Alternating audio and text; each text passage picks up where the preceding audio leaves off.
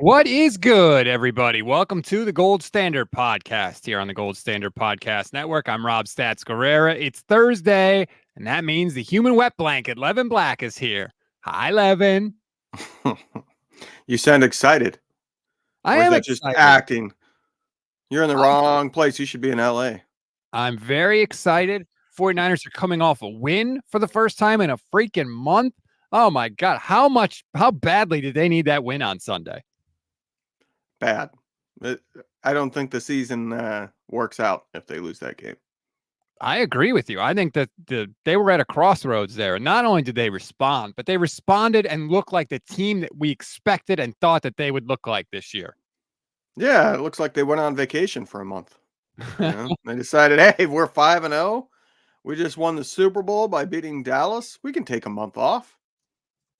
And they kind of did. But now, did you notice after the game, Fred Warner said to the team as he was breaking it down in the locker room, we learned our lesson. Now it's one game at a time. Focus on Tampa Bay. I thought that was pretty telling. Yeah, what did we hear them talking about pretty much all season prior to that? Oh, we're going for that number one seed. We want that number one seed. That's looking at the end of the season. That's not looking at the game in front of them. I think that's what that was referencing, was that we're not talking about the number one seed anymore. We're just talking about the opponent we have in front of us, which is good because this could very much be a trap game otherwise for them. That's a very good point. We're going to get into the game this week, Tampa Bay, week 11. But before we do, something was rattling around my head today, and I wanted to ask you about it, Levin. I was listening to actually a Buffalo Bills podcast with Bruce Nolan of Buffalo Rumblings. Do we not have a review? No review. So shame on all you listeners out there. Get your reviews in. You want a review? Okay, here's Isaiah. Isaiah 6'8", 2 stars. Drama for the sake of drama. I thought I'd give the podcast one more go. Drama and immaturity. It's just not for me. Yeah, good job, Rob. That was definitely referencing you. Sorry, I don't like 3-game losing streaks. I don't think things are perfect when there's a 3-game losing streak. My bad. Yeah, anyway. The immature part might have been me, though. Well, that's Oscar says, can I review a second time? Absolutely, you can, Oscar. Thank you. Appreciate that. Waltony 101 from my Twitch page says, quick review, 5 stars for everyone except Levin, who gets 4 for hating the Twitch guys. Yeah, that's right. I like that. Well, you got to way to bring us together, and just you could have been taking the higher ground and brought me on board, and maybe I'd change my opinion. But no, you got to stay making us on different sides. Like, I'm not going to like you now because you gave me 4 stars. That's true. You know what? Sometimes the low road's the fun road, though. Let's be honest. By the way, shout out. Yeah, I think I live down there. Oscar's, there's the immaturity. Oscar's a YouTube channel member. Thank you, Oscar. Thank you to all our YouTube channel members. If you want to become a YouTube channel member, it's less than $3 a month. Please consider it. It's a great way to support the show and the channel. You get custom emojis, you get membership badges, you get priority comment response. So please, please, please consider it. Okay, now to the thing that was rattling around in my head. Listening to the Bills podcast, and the host was Bruce Nolan, not the guy from Bruce Almighty, but his actual name is Bruce Nolan. And what he said was, winning a Super Bowl is all about being as good as you can be for as long as you could be and hoping you get lucky. And I don't know why, but I can't get that out of my head today. And I can't help but think how it applies to the 49ers, because during that 3-game losing streak, Levin, I saw a lot of negativity for Kyle Shanahan and a lot of frustration from 49er fans saying, hey, it ain't working with Kyle. He had his chance. Let's go. Let's move on. And I just keep thinking about what Bruce said and the fact that, like, yeah, maybe that literally is it. Be as good as you can for as long as you can, and hope you get lucky. The 49ers were very unlucky in the NFC Championship game last year, but I don't know. I'm sticking with that philosophy. I was never out on Kyle Shanahan, and I won't be out on Kyle Shanahan regardless of what happens this season. The lucky part is the part that sticks out to me. There's 2 different ways to look at it, I guess. In recent history, it's hard to say, well, yeah, you just have to get lucky, and peak at the right time. Because you have Tom Brady that was winning every other year. Right. But in the history of the NFL, it is kind of true. Like the stars have to align in the playoffs for you to win a Super Bowl. And the Niners know that better than almost any team. Why? Because the Baltimore freaking Ravens with Joe Flacco won a Super Bowl by beating the Niners because Joe Flacco decided to have the best playoffs any quarterback has ever had. You're muted. There it is. 11 touchdowns, no picks for Joe Flacco in those playoffs. CSL in the casino says thumbs up 11, greater than Grant. Thumbs down. I like this from Jay Cruz. 5 stars are getting along like my grandpa and grandma. That's accurate. But I just think that we don't like to do that as fans for the 49ers, right? We don't like to acknowledge the luck part of it or the part of it that is out of somebody's control. We ascribe every victory to a character trait for someone, a benefit, a decision that somebody made, and every loss is the opposite. Every loss is a shortcoming from Kyle Shanahan or Brock Purdy not being able to come back in the fourth quarter. And I don't think we just acknowledge that, like, sometimes you just lose. Sometimes the ball doesn't bounce your way. Sometimes whatever, stuff happens. And I think that because the Niners have been so close for the past 4 years, essentially, that we don't do that. We're just frustrated and angry. I think in an individual game, even in the playoffs, it's the luck is not quite as much, right? It's more about did you have the right game plan? But when you start talking about 3-4 games in a row against top teams that are super well coached and everybody's well coached, right? I think you do introduce a little bit more sense of luck because both teams are really well coached. That's why they're in the playoffs. And so the teams are playing a chess match of, I think they're going to do this. They're going to change these things, but not these things. So I'm going to create a game plan based on that. And they get in the game and they're either right or wrong. And it's basically a game of educated guessing. Well, if you have enough educated guesses, a luck factor comes in, right? So that's how I kind of look at the playoffs is that to win a Super Bowl, you have to basically have the right game plan, predict what your opponent was going to try to do at least 3 times in a row.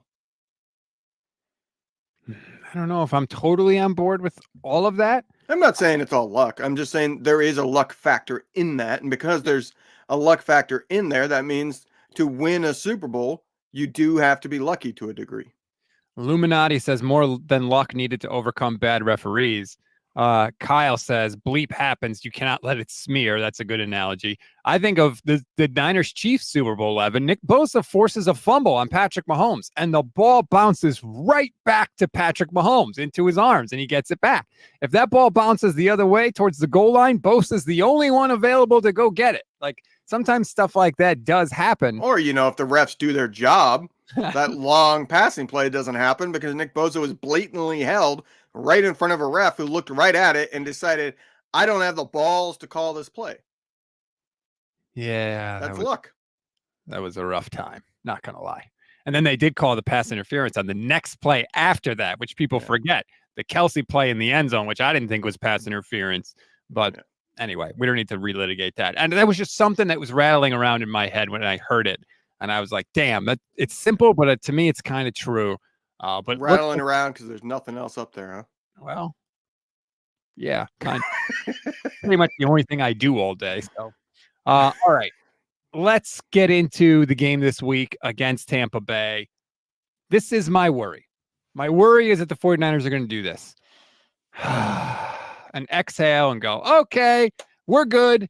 We're back on track, all set. No worries. We'll just show up and show out, and we'll handle the Buccaneers. And I hope that they don't do that, Levin, because if they do, they've shown they can get beat by anybody.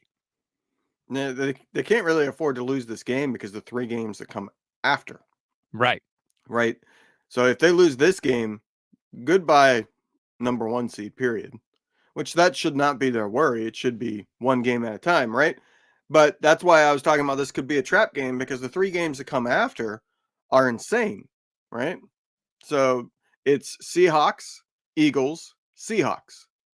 Those 3 games are going to determine the season, period. Because if let's say they go 1-2, well, they're out of the 1 seed. And if they lose the 2 games to the Seahawks, but beat the Eagles, they're out of it in the division, right? Like those 3 games decide so much. Whereas if they can go 3-0 in those games, the division is wrapped up. Right. And they very well might be in the number 1 seed spot if the Eagles, who they play Kansas City, and then they have a couple other tough games. So they could end up, I can't remember, it's Kansas City and who. They play 2 of the top teams back to back. But in the next 2 weeks prior to the 49ers. So they could very easily lose one of these 2 games. And then if they lose to the Niners would have the better record. And then it's just up to whether or not Detroit and the Cowboys have lost one of the next 2 as well. Like those 3 games decide everything. So I'm worried that they're going to be looking past the Buccaneers and go, well, they're not a very good team overall. So we're going to beat them. And then we got our 3 games that decide our season. And they're looking at those 3 games already. I want to get back to that in a second, but we got to give a congratulations to Frank Tavares, who says, bringing a new 49ers fan into the world. My wife just gave me the news. Let's go Niners. Let's go, Frank. Congratulations. That's awesome. I feel like I should be giving you a super chat, not the other way around. That is awesome news. And congrats to getting laid 9 months ago. Okay, I wasn't. That's cool. Okay, so then he says this. Frank says, thanks, guys. Definitely got to get the 49er onesie. I'm assuming that this is your first child, Frank, because if you've had another child, there's no excuse not to have a 49ers onesie. Yeah, that's true. That's not one I would throw away. And I haven't, because I have a 49ers onesie. My kid is 3 years old. I bought her, it's funny, I bought her a 2T 49ers. It was like the football looking pants and the t-shirt that sort of looks like a jersey when she was in 2T 2 years ago. It still fits because that's what the NFL loves to do. Hey, we're not going to pay attention to what sizes actually are. We're just going to say it's this. So she's had that for the last 2 years, but I think next year will be, I got to get her a new outfit, but she always has an outfit, and she always wears that on football Sundays. There we go. You know, it's funny you have that Steve Young jersey in the background. When my son was born, Florio actually bought him a 49ers jersey and his number 8, but instead of Young on the back, he got Guerrera on the back. My son wore that, and now he's too big for it now because he's 9, but my daughter now wears it, who's 3 years old. So I'm still squeezing the life out of it. But Frank, you got to get the onesie for sure. But that's awesome news. Congratulations. Jay Cruz, 49er, says Rob has a Woody onesie. Also, Miles says, I bet Rob has his own onesie. Why does everybody think I have a onesie? What is this combination attack that you have going? This is what your Thursdays are. I am creating a nice, loyal viewership on Thursdays of people that come here to insult Rob and make me laugh. And I love it. Like that. It's the highlight of my week, to get in here and get other people making fun of you. And I just get to sit back and see what I've created. I think this is all you. I think these are your burners. Look, Kyle has a purple circle. Jay Cruz has a purple circle. I think you're telling on yourself right there. These are not real people. You know, I talked about my 3-year-old. She's still, to this day, she'll be like, who you have to go talk to? Because I tell her I got to go talk on the computer, you know, when I go to do the show. And she's like, well, who are you talking to? And I go, I'm talking to Rob. And she will have no clue what I'm talking about. And then either my wife or I will be the Woody guy. And she goes, oh, okay. Yeah, great. I'm never to wear another flannel plaid shirt on again. Jared says, my kids had a 49er uniform Halloween costume that my kids have worn for many years. Amen. If you can get more than one use out of those Halloween costumes, do it. Let me tell you, because those things ain't cheap. And my kids are growing too fast to wear for more than 1 year in a row. So we need to figure out a bet that we're willing to bet on, that we come on opposite sides of. And if you lose, you got to wear the Woody shirt and go get a little Woody cowboy hat to wear on the show. All right. And when I win, what are you going to do? You got to come up with something that's equivalent. All right. How about this? Valerie says Rob has to be AI because of his stunning features. I'll take it. Talk about burners. Thank you, Valerie. Although stunning could be bad, right? You could be so ugly that people are physically stunned. I suppose that's possible. But I'm going to assume the best of people, including myself. The scheduling thing you talked about to bring it back to the 49ers. Yes, I agree with you. Those 3 games are going to be crucial. If the Niners did go 1-2, would you want the one to be the win over Philly, or would you want it to be one of the Seattle games? Has to be one of the Seattle games. Because if you lose both games to Seattle, you're not winning the division. Right. You could lose the Eagles game and still win the division. Because here's the thing. If you're going 1-2 in those games, the 1 seed's out the door anyway. So beating the Eagles no longer matters. Other than personal vendetta. And personal vendetta is every bit as big against Seattle. So the division matters a lot more because if you win the division, you get at least one home game in the playoffs. Which it would be huge for the 49ers. I have to say, I don't want to go on the road to some shitty NFC South team that wins that division, right? Like you don't want to be the team that has to go on the road to a 7-10 NFC South division winner. Yeah, I wouldn't want to go to New Orleans, right? It could be New Orleans. New Orleans could be Tampa.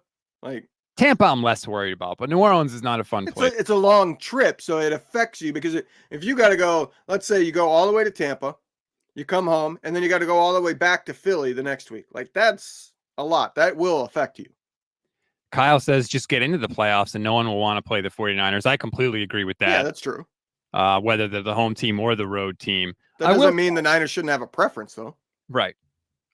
I may feel differently when the game is actually upon us, but I have to say a lot of the anger and animosity I had towards the Eagles, I don't feel that way anymore. Maybe it's because the 49ers had the 3-game losing streak. And so I was like, forget the Eagles. We just got to focus on winning. So that's been kind of dulled a little bit. But right now, I don't feel like that burning desire to get revenge on them like I did maybe 3 weeks ago.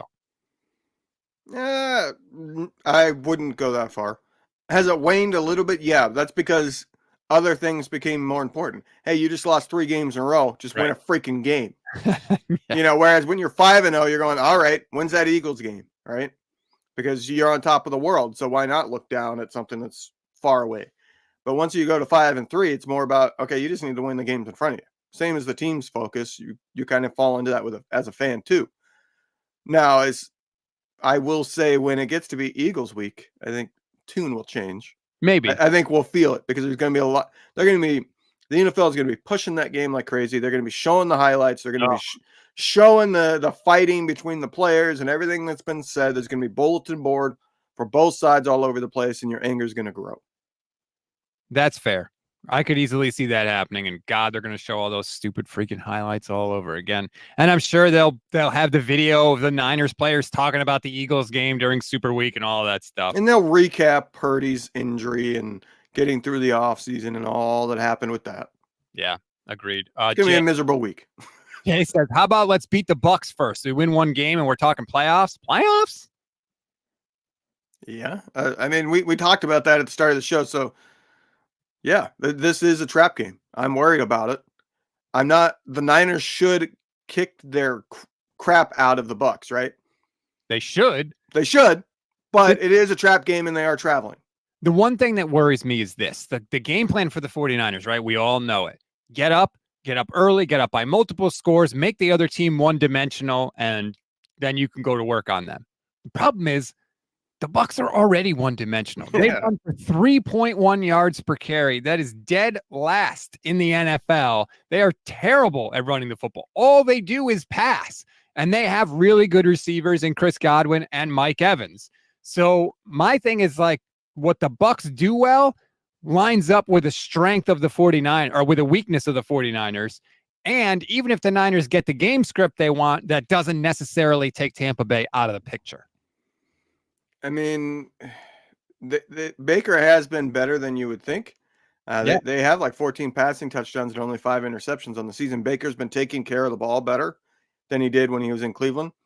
But it's not so much about Baker. It's the fact that either Mike Evans or Chris Godwin is going to have Ambry Thomas on them, most likely. That's what worries me. Gulp.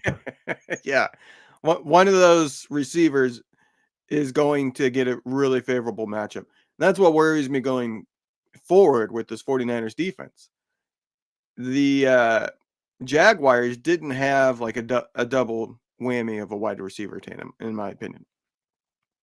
So when they do play a team that has double great wide receivers, like Seattle, by the way, I'm worried about that because Ward can do well enough against a really good wide receiver.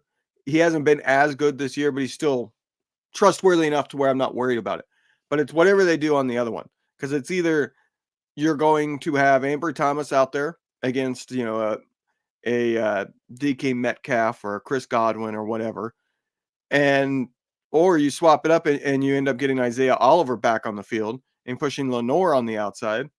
And you end up having a super favorable matchup to the slot. And in today's NFL, wide receivers can move into the slot. It's not that big of a deal. Mm-hmm. So, yeah, it is a concern for sure. And Glass City says, just like Rob, you were worried about the Jags. Yeah, I was. Here's the difference between the Bucs and the Jags. The Jags turn it over offensively. The Bucs don't. I think they have 8 giveaways on the entire year. Baker only has 5 interceptions, which is the same number as Brock Purdy, by the way. So Jags hurt themselves. The Buccaneers, that's the one thing they've been able to avoid this year is turning the ball over. Yeah, that's the only reason why they're where they're at. Yes. They're not a talented team.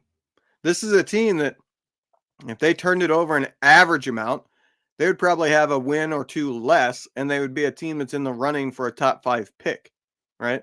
But because they don't turn the ball over, they're able to stay in games that they, talent-wise, should be getting their butts whooped in.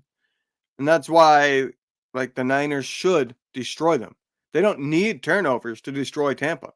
Tampa can't stop them defensively. Tampa shouldn't be able to move the ball offensively with any kind of consistency. Yeah, they might get the occasional 20, 25-yard pass to whoever Ambry Thomas is on, but they're not going to be able to move it consistently because they can't run the ball worth a lick.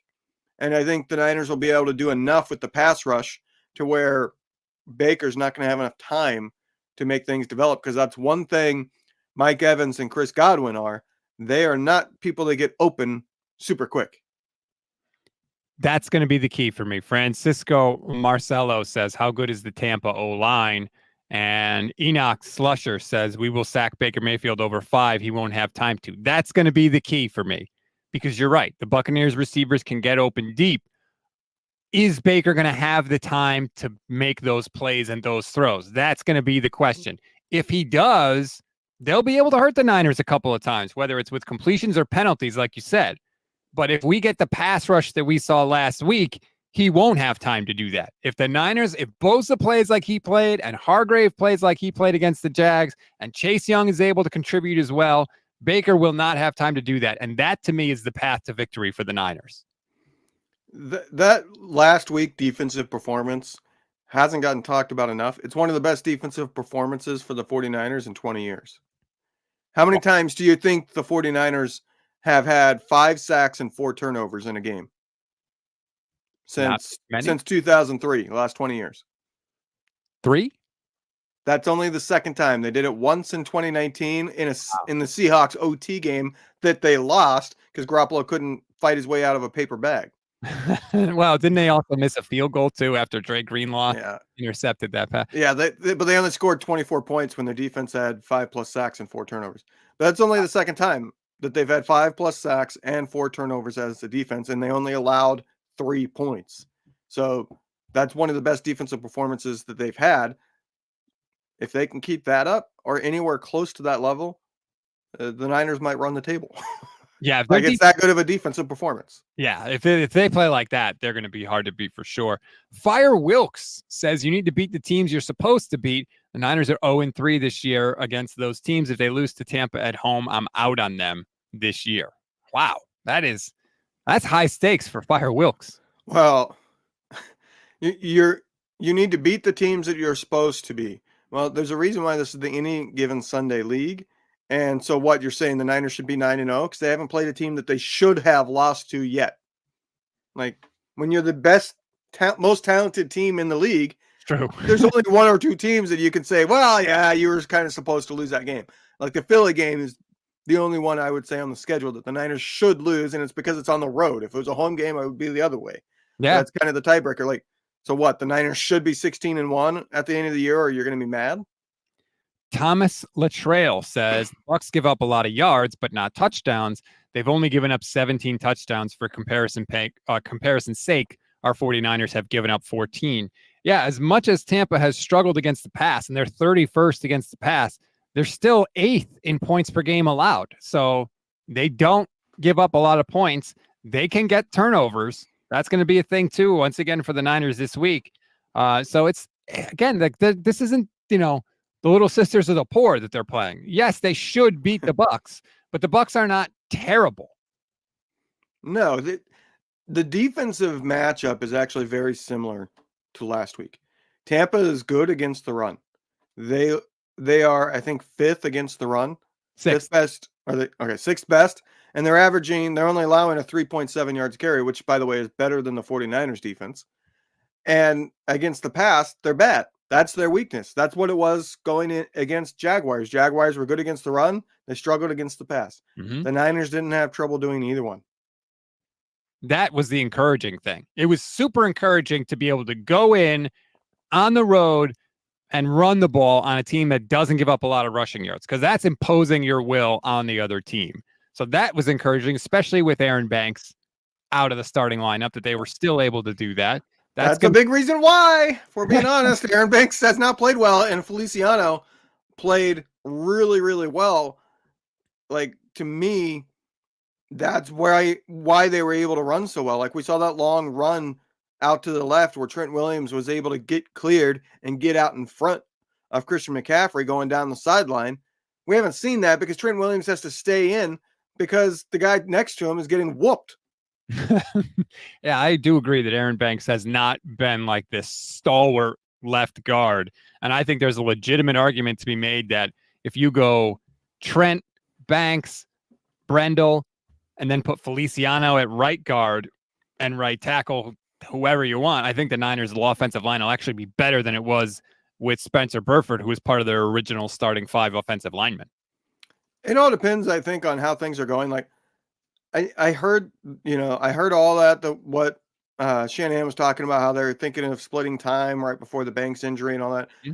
And there's this assumption, and I've heard just about every media member and content creator this week talk about how, well, when Banks is back, Feliciano will probably go over to right guard and at least be splitting, if not take over fully. To me, if the offensive line performs as well as they did last week, this week, and next week against Seattle, and however long until Banks is back, don't F with it. Sorry, Banks, but if it's working, don't mess with it. Because it's not as simple as, oh, we get to slide Feliciano over to right guard, right? Like, it's not necessarily going to be a transition that works out well. It's not guaranteed just because he could play left guard that he could play right guard. Because guess what? The reason why nobody talks about Banks just going over to right guard is because Banks couldn't do it as a rookie. That's why he didn't play as a rookie, because he wasn't able to transition to right guard. And so he sat because they had Tomlinson at left guard. Like, to me, if the offensive line is performing really, really well this week, then you don't mess with it. The good news is that Feliciano does have experience playing right guard. He played it in 2019 with the Bills. He played it in 2020 with the Bills. So it wouldn't be a totally foreign thing. Some guys can switch back and forth. Some can't. You know, like when I played baseball, I was a right-handed batter. If you told me I suddenly had to bat left-handed, like, I could theoretically do it. Could I do it very well? No, and because everything is reversed. It's a different job. They obviously think Feliciano can go to the right side. We'll see how that actually works out. But you definitely need your offensive line to function like they did against Jacksonville. When they run block like that, you're not stopping this offense. Like, that's why they scored 30 points. Obviously, the turnovers help, but they only scored on 2 of the 4 turnovers that they got. When they can run the ball, it's a totally different offense. Well, of course. But they did, in my opinion, they came out passing in that game. Like, they ran the ball early to success, but the first couple of plays they were passing. And because they passed, I think the defense had to respect that. And Purdy was special in that game, so it made the defense have to be fully honest. And that's, I think, the point that we're getting to is if Purdy is on, the defense has to be fully honest, and that allows the run game to get going. The run game, when the defenses have come down and they've stacked the box, it doesn't work. That offensive line has not been as good as it was in previous seasons. They haven't gotten the same push as they have. And that was happening prior to Trent Williams going down. Early in the season, it was great. You know, they moved Pittsburgh, but those middle games before Trent Williams went down, they were already starting to struggle to run the ball. Yes, they were. And Christian McCaffrey got banged up. That was absolutely part of it. And he seems, I mean, apparently he's so healthy now they could force feed him down the stretch of that game to try and get him that stupid record. Kyle says the Bucs have the 3rd highest blitz rate at 37.9%. Shanahan talked about Todd Bowles and how he'll send any blitz anywhere from any time. And the last time Tampa played Brock, which was his first start in the NFL, they blitzed the hell out of him. If they do that Sunday, Brock's going to carve him up because he's good against the blitz. I was going to say, like I've said it before, blitzing Brock Purdy plays into his strengths because if you blitz, there will be a spot in the defense that is vulnerable. And that's what Purdy excels at, is pre-snap recognition and quickly recognizing what the defense is doing after the snap as well. He's very quick at analyzing, basically. It is his biggest strength. That's what I think he has an elite trait at. So if you blitz him, that plays into his strength because he's going to be able to diagnose what's going on faster than almost any quarterback in the league. And that gives him the ability to get the ball out. I think we've seen earlier this year, the Giants blitzed him on like 86% of his dropbacks or something. Like, that's not a thing that he has problems with. So if Tampa thinks that that's their path to victory, I welcome that because I think Brock is going to be able to handle it. How about this question from Atlas, who says the Niners should bring in Jason Verrett. He knows the defense. What do you think? He was signed with the Texans practice squad. They actually cut him. So he's back out there now. Here's what I think. Jason Verrett doesn't solve any of your problems because Jason Verrett can't stay on the field. If he could stay on the field, maybe I'd consider it, but he can't. 2 out of the last 3 years he played, he couldn't even make it more than 1 game. Okay. And now he's coming off an Achilles and he's even older. No, thank you. He does not help you. Here's what I think. He got cut from a practice squad. That's what I think. That tells you everything. You think if he was doing decently, DeMeco Ryans would cut him from the practice squad? No. DeMeco's probably in his corner stronger than anybody else. That's why he got a spot on that practice squad. The fact that the Texans moved off of him and were willing to cut him from the practice squad tells you everything. He's not what he was.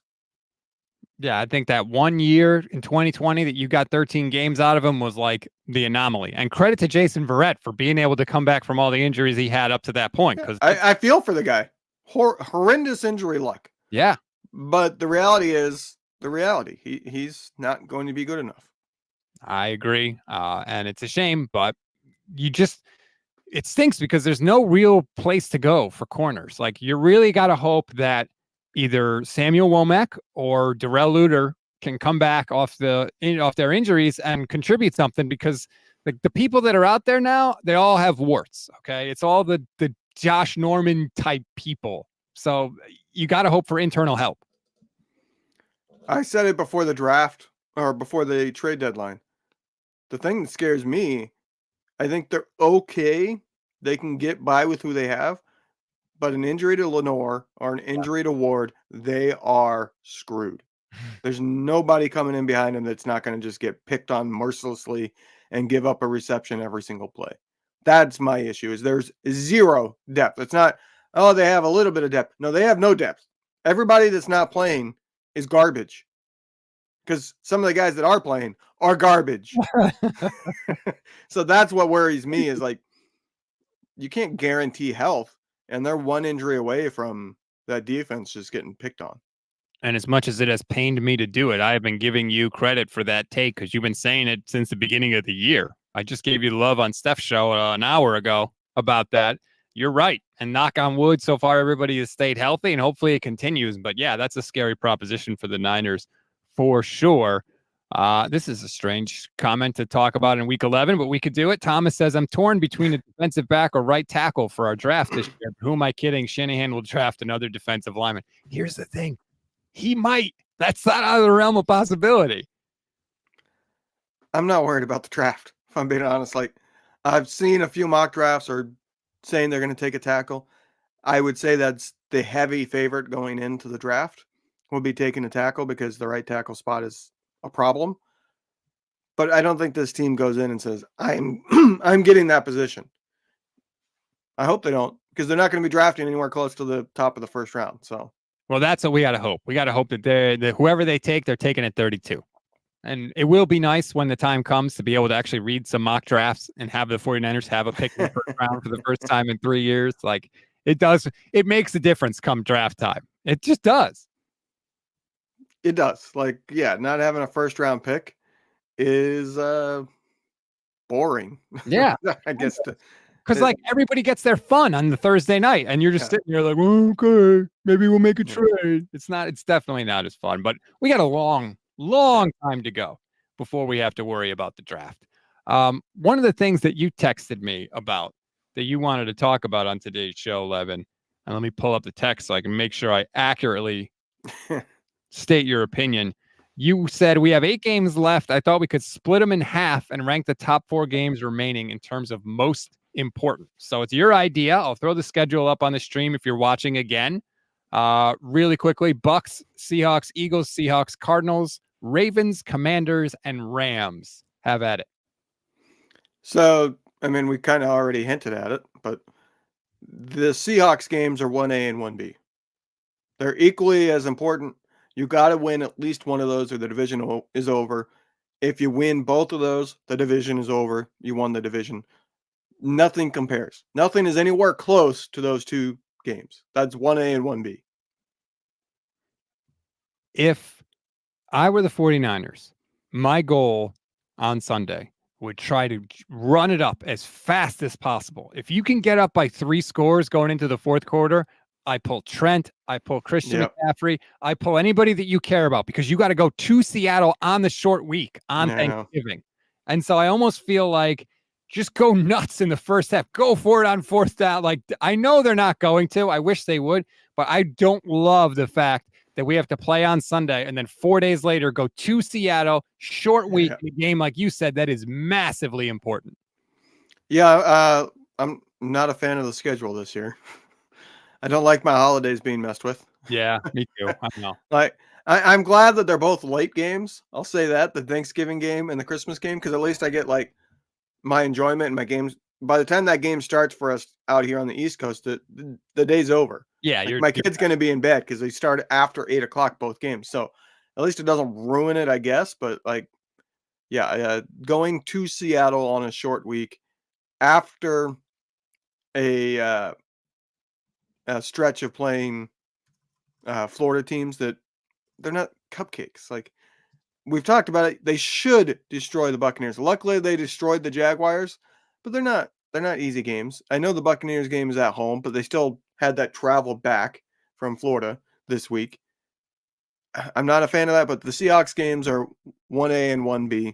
And after that, I think that's where it gets interesting. That's where the arguments can come. I think if I had to pick a game beyond those 3, I would say the Ravens game because they're clearly the best team that's left on the schedule, but it's an AFC game. And so you can live, if you lose it, it's not the end of the world. The Commanders game is not going to be easy. I'll say that. Sam Howell's leading the league in passing yards right now. Their defense is still pretty good, even though they don't have Sweat and Chase Young. It's not going to be an easy game. And you're going to be coming off that game against the Ravens. Maybe it's like a little bit of a letdown game. And in terms of the number 1 seed, you may need these wins at the end of the year against 2 NFC teams in the Commanders and the Rams. So I guess I got to go Commanders. Well, I mean, the Eagles game is sitting there. Oh, I thought you were separating that.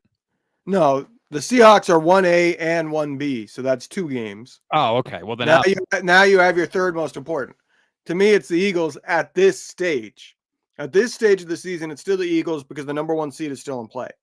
If they lose to the Seahawks or they lose to the Bucs, the 1 seed's probably out the door. That Eagles game doesn't matter nearly as much. It'll still matter because it's NFC game, so it matters for seeding in the playoffs, but it won't matter as much. But to me, at this stage, the Eagles are third. Yeah, but I still think even if they lose to Seattle, like you're going to be in the playoffs, you want to have a good showing against Philly because you're probably going to have to play them in the playoffs at some point. Plus, it's in Philly. I still think that game would be up there in terms of importance. Well, so I'll go to my 4th one, and that will explain. If they lose to the Seahawks, then in the first game against the Seahawks, then the 3 most important games after that are the Seahawks again, the Cardinals, and the Rams, because now the division becomes a question, and the tiebreak in the division is your divisional record. That's the first tiebreak other than head-to-head. Right. So if they're going to split the games against the Seahawks, it's going to go down to divisional record as the tiebreak, so you got to beat the Cardinals and you got to beat the Rams. If they beat the Bucs and the Seahawks in the next 2 weeks, That Eagles game is third for me. And then fourth is that Rams game at the end of the year. You want to win going into the playoffs. And obviously it has divisional importance because divisional record could very well end up mattering against the Seahawks. You're gonna mop the floor with the Cardinals, even if Kyler is still starting. Yeah, that's why I don't have them. That's why they're not fourth. You've already beaten the Cardinals once. You've already beaten the Rams once. So if you could go at worst 4-2 in the division, you're in good shape to win the division. Yeah, I would say the least important game on the schedule is that Ravens game. It's AFC. It doesn't factor in. Yeah, because when it comes to playoff seeding, it is head to head, and then it's conference record. So it doesn't. That Ravens game doesn't factor into anything other than your overall wins and losses. Every other game on the schedule either factors in to the divisional tiebreak or both the divisional and the conference record. Because if your division record is tied, they go to, if I'm not mistaken, it's conference record. Now I'm actually questioning myself. Is it point differential at that point? Either way, your conference record is going to matter because if you win the division, your conference record determines if you're tied in wins and losses with another divisional winner. Conference record determines who gets the higher seed. So third to break a tie in the division is win-loss in common opponents. Then fourth is win-loss percentage in games within the conference. And so the Ravens game would be a common opponent because whoever you play in the AFC every year, your divisional teams play the same teams. Right. Because it's division versus division. That's why the Niners' losses in a way are pretty good because two out of the three losses came against the AFC North. It came against the Browns and Cincinnati. The only NFC loss the 49ers have right now is the Vikings, which, if you're going to pick the games that they would have lost, that's not a bad three that the 49ers have lost. And by the way, they also look a hell of a lot better now than they did when they initially lost those games, right? The Browns just came back and beat the Ravens. The Bengals, I know they just lost to the Texans, but they look like they're getting their stuff together. All of a sudden, those don't look like such horrible losses for the 49ers. I heard you talk about that with Grant yesterday. I'm in the I don't give a fuck when it comes to that. Just straight up, I don't care who you lost to and the quality of your losses. A loss is a loss. I don't care. Kyle says, good grief, just win out, enough said. Well, yeah, obviously, if we could pick that. If the Niners win out, they're getting the 1 seed. Detroit is going to lose one of these games. Are they? I think so. Have you seen their schedule? Have you seen, they've struggled to beat some bad teams. They're not a great team. They are doing enough to win games, but they're not a great team. I agree, and I don't trust Jared Goff on the road outside in the playoffs, but they might not have to go anywhere on the road. Their schedule the rest of the way is annoyingly easy. I know it is, but they're going to drop one of them. They will be at 3 losses. They're not going to drop 2 to they have 2 to the Bears. They're not going to lose either one of those games. You don't know. It's divisional games. The Niners lost to a freaking Colt McCoy, Arizona. Yeah, I don't know. I just think that Fields is back. He could just run amok in a game. He's not been running, though. No, he sucks. I'm probably the least on this whole network for Fields. I'm the low guy on my opinion of Fields. He sucks. But because he can run so well, there is the chance of a magic game where he's running for 150 yards. There's a chance, yes, but I'm just looking at what's most likely to happen. Oh, come on with the stupid ESPN menus getting in the way of my thing. 2 against Chicago, Green Bay, New Orleans, Denver. That Denver game, I guess, looks a little tougher now. And then thank God for Josh Dobbs in Minnesota because he makes those 2 Vikings games a lot harder than they would have been. And then the Dallas game in Dallas, that's a really tough game. But they're going to win at least 1, 2, 3, 4, 5, probably 6 more games at least this year. They'll be in the running for sure. For sure. But I'm saying they're not winning out. That Detroit team is not trustworthy enough to win out, period. They will drop one of these games, even though they're going to be favored in probably every game but Dallas. Dallas will be favored, even if Dallas is let's say Detroit's won every game going into that and Dallas loses 2 more between now and then, and Dallas is sitting 2 games worse. Dallas will be favored in that game. It's so funny. I feel like going into last week, we were like, stop talking about the number 1 seed. And now let's look at the Lions schedule and see. It's the nature of the week. All right. You got a weaker opponent coming up. You just curb stomped a team. So you got nothing to talk about of, oh, what do they need to work on? What do they need to fix? Right. So there's not a whole lot to go on. So yeah, you do kind of, as a fan, look ahead. The Niners should not be looking ahead, but as a fan, you can. Chris Maldonado, YouTube channel member, says, it's my birthday, and all I want is the Niners to win on Sunday. I believe we will win, but still. Happy birthday, Chris. Been a longtime supporter of the show. We appreciate you. Happy birthday, but can we get a clarification? Is it your birthday today, or is it your birthday on Sunday? True. My son is very upset because the Niners played on his birthday this year and last year, and they lost both games. So he has not been very pleased because, you know, he wants a win on his birthday. He's such a huge Niners fan. Every week he draws the matchup, which if you're watching on the stream, you can see back there, Niners Bucs logo. He draws the logos every week. He's very into it. So when the Niners lost on his birthday, he was upset. I mean, that would suck. Yeah. I don't have that problem. My birthday is always preseason because it's in August. So, well, did I wish I've never had to deal with, oh, my birthday and I got a game I care about. Well, that's why like the holidays this year are so. I mean, I think I'm ready for one of the two at least to be a loss, and that sucks.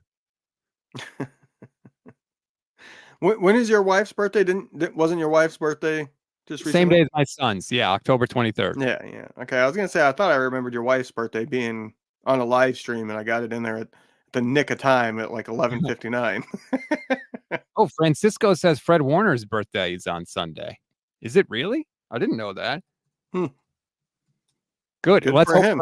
Yeah, November 19th. Let's hope Fred plays the way he played last week. Because if we get that Fred Warner, and I thought that was such a tone-setting thing for the 49ers. First play last week, Fred Warner rolls left with Trevor Lawrence, forces pressure, and gets the incompletion. Second play, Lawrence checks it down, and Fred Warner smashes the guy, makes the solo tackle right away. No yak. I was like, okay, defense came to play this week. And you know why? Because Wilks was on the sideline. Oh, God. He's going to be there again this week. I do have to say, I think it had an effect. I don't think it had an effect in terms of their energy, but it had an effect in terms of their communication and getting the whole defense running the correct things. I think you saw them huddle up a couple times. You saw him talking to guys and talking them up. I think it does help in that regard that the coverage was matching what the rest of the defense does. We saw them running some of the disguises that they've run in previous seasons where Greenlaw and Warner come down, pretend like they're going to blitz, and sometimes they came, and sometimes they both peeled back into deep zones, right? So I think that they, in the bye week one, went to Wilks and said, here's the things that we do really well. Can we run more of this, please? And at the same time, they got the coverage to match and they're communicating better. I feel like there probably was a communication breakdown where the defensive players were saying, why can't we run this stuff? Why are we doing this? And Wilks was running what he thought was right. And there was not a good line of communication between. But the problem is they could have talked to each other all week about that at any point in the 3-game losing streak. I think that the adjustments had everything to do with the fact that they had a week off and nothing to do with the fact that Steve Wilks was on the sideline. I think if Wilks was in the booth, he would have called the exact same game and you would have had the exact same result. I don't think I would go that far. Do I think that it would have been very similar? Yeah. Do I think having all of them there, they're able to come together and say, hey, they're doing this, so why don't we run that? They still can. They always could have, though. The telephone game is a game for a reason, Rob. Come on now. God, whatever. He's going to be on the sideline. Okay, great. If we could force four turnovers, I don't care if he's sitting on Kyle Shanahan's shoulders when he calls the defense. Do you think that they're going to be able to continue to force turnovers the way they have? They lead the league in interceptions right now. I think they have 18 or 19 interceptions on the year. Do you think that that's going to continue? Because that seems really high. Turnovers are a lot of luck. That's what I mean. Because they're never consistent. There's no consistency in the NFL for turnovers, for defensive turnovers. And that is something that people run the numbers. You can look at it. There's been articles on it over the years. the consistency, especially when it comes to fumbles recovered, there is none. And that's why the turnover leader each year tends to change, and it changes drastically. There'll be a team that has, they force 35 turnovers in one year, and then the next year they'll only get 20 because the fumbles skew it. Interceptions have a little bit of consistency with them. And I do think the type of defense the Niners run leads to a lot of that, because they always have their safeties in position, and they have linebackers that are crazy coverage linebackers. And I think that helps because you're taking away a lot of the underneath stuff. So quarterbacks are forced to make a little bit riskier of throws. So I misspoke earlier. The Niners have 17 total takeaways this year, 13 interceptions, but they do lead the league in interceptions. They did tie for the league lead in interceptions last year. So this is not like a new thing for them. I think it helps that Talanoa Hufanga gets his fingers on every single tip ball that ever happens in a football game somehow. That's pretty cool. But obviously we hope that that's something that continues for the 49ers. As I mess up the layout here on StreamYard, I apologize for that. Waltony 101 says Levin talks as if Wilks was communicating via carrier pigeon from the booth. Preach, Waltony 101.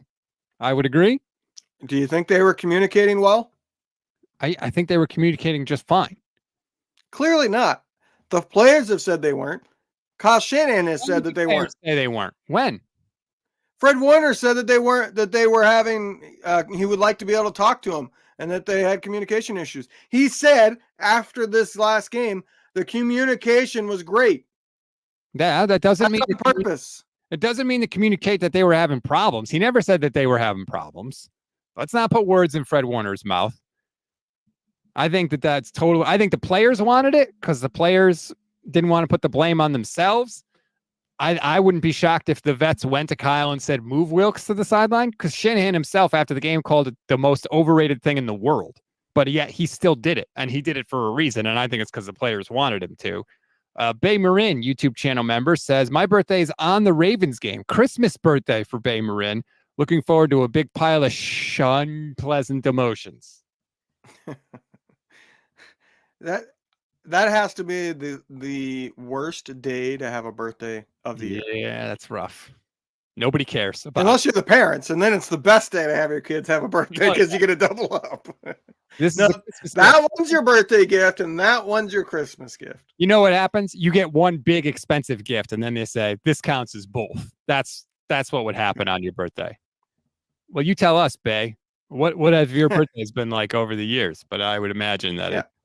Have you enjoyed having your birthday on Christmas when everybody else is celebrating something else and doesn't really care for your birthday? Or have you enjoyed having your birthday on Christmas because it made it extra special? I have a really good friend whose birthday is on New Year's Eve, and I always used to break his stones and say the entire world counts down to the second until your birthday is over. He did not appreciate that. That's a pretty good way to phrase it. Yeah. I didn't know you had it in you, Rob. That's like a comment I would make. I know. Maybe that should frighten me a little bit. J-Matt says, let's go Purdy. Do you think that Brock will have the same success that he had against Tampa Bay in his first start? I think Brock's going to have success in just about every game he plays. He's a good quarterback. All right. That was a pretty simple analysis. Yeah, he's a good quarterback. He's capable of beating any team, in my opinion. You can't blitz him. You can't sit back because he's good at reading a defense and analyzing what's there. And the Niners have playmakers that can beat coverage. So that's the thing, that we have not yet seen a adjustment that is, here's his weakness. We're going to just pick at that all game long. I'm not saying he has no weakness. I think he's better at certain things, but because he can analyze so quickly and read a defense both pre-snap and after the snap so quick, it limits your ability to find a weakness. I think if you're going to slow down Brock Purdy, you do what the Browns did. You play really good tight man coverage across the board, and you're able to get pressure. Those two things in combination, I think that game, just straight up man coverage is good against anybody. Doesn't matter if it's Brock Purdy, Tom Brady, Peyton Manning, Patrick Mahomes, whoever. But I think Brock has shown he can beat the blitz, and I think he's shown, and Kyle can give him enough answers against zone that those two things he's going to be able to handle. I mean, the one thing that Purdy struggles with is if you do get pressure on him, he doesn't give up on the play when he should. Yeah, that's true. That's his one weakness, but that's easier said than done. You know, it's kind of like and I don't want to compare him because he's not on that level. So don't think of this as a comparison. But the whole thing with Tom Brady, the way you beat him is you hit him. When Tom Brady gets hit, he plays a lot worse. Yeah, that's easier said than done because you can't just blitz him because he'll pick you apart if you blitz him. And he has a good offensive line. And, by the way, he's so good at reading things that he gets rid of the ball quick. So it's easier said than done. Basically, your answer for beating Tom Brady was, have your 4 defensive linemen destroy the offensive line every single play. Like, that's easier said than done. Kyle points out rain is also Brock Purdy's weakness. Yes. At this point, we don't have a large enough sample size to know for sure, but it was not encouraging. Put it that way.